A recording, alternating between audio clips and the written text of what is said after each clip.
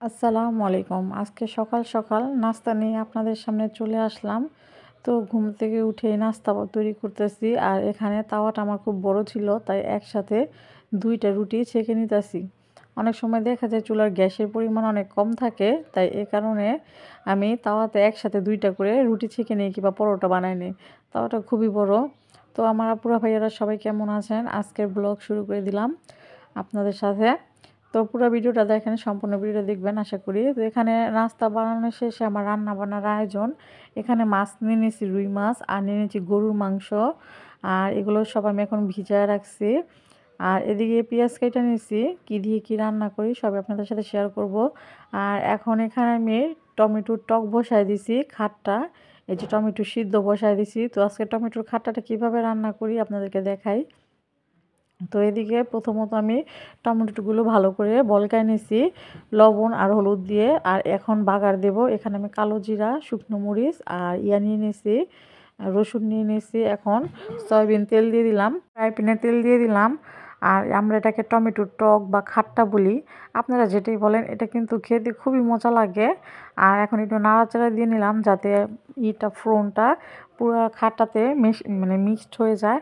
আর এদিকে আমি সিম তরকারি রান্না করার জন্য আমি এখানে আরেকটা পাতিলাতে তেল, হলুদ, মরিচ, পেঁয়াজ, আদা, রসুন সব একসাথে মশলাগুলো কষায় নিতেছি। তো এগুলো কষানোর শেষে আজকে আমি রুই মাছটা কোনো ভাজা দেব না, আজকে রুই মাছটা আমি কাঁচা রান্না করব। তাই আমি এখানে রুই মাছটা ভালো করে কষায় নিতেছি। আর এখানে সব মশলা তো দেওয়াই ছিল। তো রুই মাছটা ভালো করে কষানোর শেষ পর্যায়ে আমি রুই মাছটাকে উঠিয়ে নিলাম। আর এদিকে সিম দিয়ে আজকে রুই মাছটা রান্না করব। সিমগুলো এখানে আমি ভালো করে কষায় নেব। আর আলু সিমগুলো আগের থেকে ভালো করে ধুইয়া কুইটা রাখছিলাম। তো আজকে সিম তরকারি রান্না করবো রুই মাছ দিয়ে। তো এখানে কষানো শেষ হলে আমি ঝোল আর মাছগুলো সব একসাথে দিয়ে দেব।